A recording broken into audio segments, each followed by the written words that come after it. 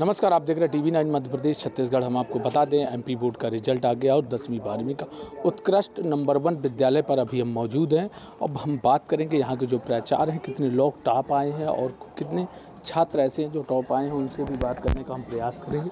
प्राचार्य से भी बात करेंगे और ये है प्राचार्य ऑफिस। स्कूल में 4 बच्चों ने मध्य प्रदेश की मेरिट में स्थान प्राप्त किया है, जिसमें निकिता चौरसिया ये 5th रैंक पर हैं, नियति साहू 5th रैंक है, अजय पटेल 6वां स्थान है और उत्कर्ष विश्वारी ने 7वां स्थान प्राप्त किया है हाई स्कूल की परीक्षा में। इसी तरह से 12वीं की परीक्षा में कॉमर्स संकाय से गरिमा जैन ने 2य स्थान मध्य प्रदेश में प्राप्त किया है। कला समूह में रोहित कुशवाहा ने 7वां स्थान प्राप्त किया है और बायोलॉजी समूह में लवकुश पटेल ने 10वां स्थान प्राप्त करके विद्यालय को गौरवान्वित किया है। इस समय सर कैसा उत्साह है आपके मन में? मुझे तो बहुत खुशी हो रही है और ये जो बच्चे हैं इन्होंने अपनी लगन के साथ मेहनत करके और हमारे टीचर्स ने मेहनत करके इन बच्चों को इस मुकाम पर पहुंचाया है। मैं इन बच्चों को और उनके अभिभावकों को ढेर सारी शुभकामनाएं देना चाहूँगा।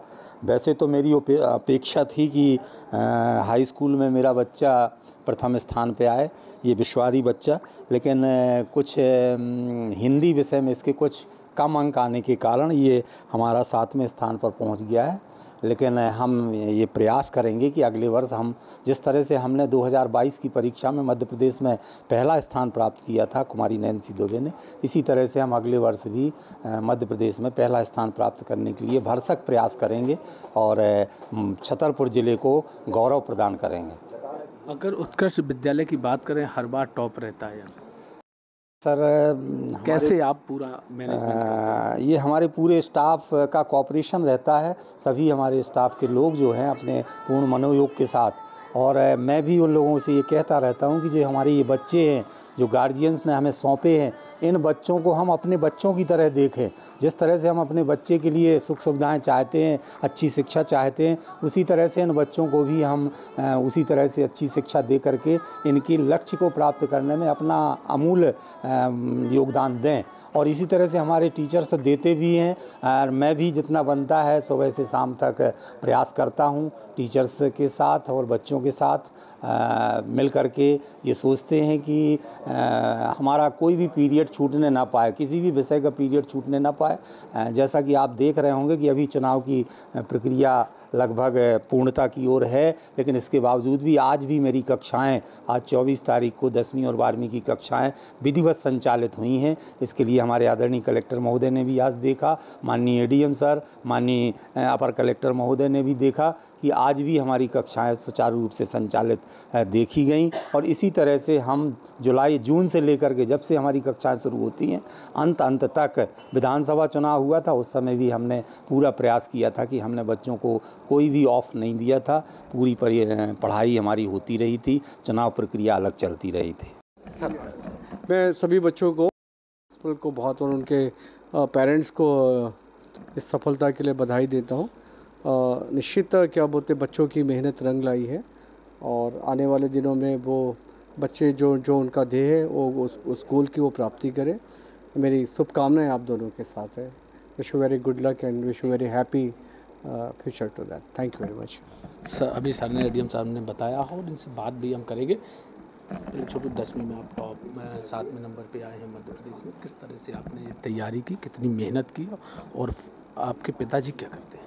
मैं पहले तो रोज़ स्कूल आता था, रोज़ अपना स्कूल अटेंड। पिताजी क्या करते हैं? मेरे पिताजी बिजनेसमैन ग्रॉसरी का काम करते हैं और मैंने रोज़ अपना 4 to 5 आवर्स सेल्फ स्टडी किया। उसके बाद मैंने ये सफलता हासिल की।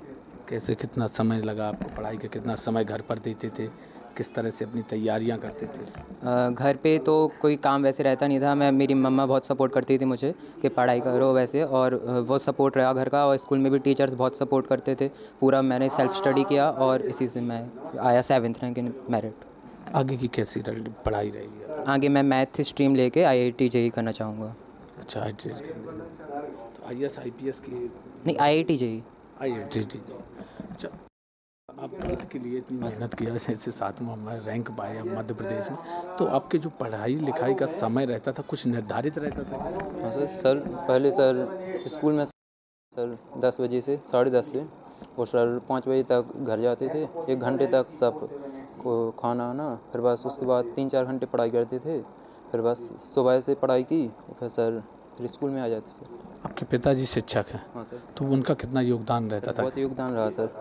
सर कोई चीज़ सर समझ में नहीं आती थी तो वो भी समझाते सर। यहाँ आपकी ये जो रैंक की बात करें, मध्य प्रदेश की अगर 7वीं रैंक है, इसमें आप किसको मानते हैं, किसका श्रेय है? सर मम्मी पापा और सारे टीचर्स। मम्मी पापा सारे टीचर। हाँ सर। अब आगे क्या करना चाहते सर हम सर सिविल सर्विस में जाना चाहते हैं सर। हैं? Civil service. तो उसके लिए तो आप और फिर तैयारी करेंगे? सर यूपीएससी की सर। नहीं, सिविल सर्विस के लिए कैसी मेहनत कैसे और करना पड़ेगी ना? हाँ सर बहुत करनी पड़ेगी सर। कैसे आप उसको, इधर तो क्या है 12 तक तो आपने खींच दिया समय, अब आगे तो और कड़ी मेहनत करेगा सर अब आगे की सर सोचेंगे सर। कम से कम घर में 10 घंटे 12 घंटे सर। तो मेहनत हाँ करना। सर। हाँ सर। ओके। आपने कैसे आपने इतना संघर्ष किया होगा घर में, कैसे आपने इतना समय निकाला, फिर पढ़ाई में भी क्या, जैसे आप बाहर बता रहे हैं कि आप खेल कूद के लिए भी अपना समय? मेरे जो मम्मी पापा थे उन्होंने कभी मुझे मना नहीं किया कि अगर मैंने कहा मुझे वॉलीबॉल ज्वाइन करना है, उनने मना नहीं किया। मैंने कहा एनसीसी ज्वाइन करना है, उनने मना नहीं किया। मुझे ये था कि हाँ, अगर हम एक्स्ट्रा करिकुलर एक्टिविटी कर रहे हैं तो पढ़ाई को साथ में लेकर चलें। मैंने डेली रूटीन बनाया था कि मैं डेली 4 आवर्स पढ़ाई करती थी फिक्स टाइम पे, मतलब कुछ भी हो जाए पढ़ाई को नुकसान नहीं होना चाहिए। और इसका श्रेय मैं ऑब्वियसली अपनी मम्मी पापा और टीचर्स, हमारे प्रिंसिपल सर इतनी मेहनत करते हैं बच्चों के लिए, अपने सारे टीचर्स को देना चाहूँगी। जब आपके पिताजी ने बोले स्पोर्ट पे अगर समय व्यतीत करेंगे तो उसको कैसे फिर आपने उन्हें कन्वर्ट किया? मैंने ये किया कि मेरा ये था कि हाँ, पढ़ाई करना है, डेली पढ़ाई करना है और स्कूल भी आना है। स्कूल हम लोग का लॉन्ग टाइम का 10 to 5, तो स्कूल में ये था कि सारे टीचर्स जो थे वो हेल्पफुल थे कि अगर हमें कुछ डाउट था, हम घर से पढ़कर आ रहे हैं, स्कूल में हम डाउट अपने क्लियर कर रहे हैं, ये नहीं कि हम स्कूल नहीं आ रहे हैं। प्रिंसिपल सर ने कंपलसरी रखा था कि 75% अटेंडेंस कंपलसरी है and it is very helpful for us कि हम स्कूल आए और अपने सारे डाउट सॉल्व किए, इसीलिए आज आपके सामने इंटरव्यू दे रहे हैं। अच्छा, घर में माता जी कितना सहयोग करते थे पिताजी? मेरी मम्मी ने कभी मुझे किसी काम के लिए मना नहीं किया। मैंने जो भी काम किया उसमें हमेशा मेरे मम्मी पापा दोनों ने मेरा सपोर्ट किया। मैंने ऑब्वियसली 10th में मैंने बहुत सारे कैंप भी किए हैं एनसीसी के। मैं स्कूल से अभी भोपाल भी गई थी वो नेशनल बालरंग कंपटीशन के लिए, बट मुझे ये था कि हाँ, 10th में 95 अबव मुझे लानी है और मेरिट में आना है। एनसीसी के लिए तो घर वाले बार बार कहते होंगे कि आपका समय उधर बर्बाद होगा या पढ़ाई के लिए? मेरे मम्मी पापा ने कभी ये नहीं कहा कि तुम अपना समय बर्बाद कर रही हो। एनसीसी में मुझे बहुत कुछ सीखने मिला, दुनिया देखी, बाहर का नज़ारा देखा, बट ये था कि हाँ, पढ़ाई तो कर ही रहे थे।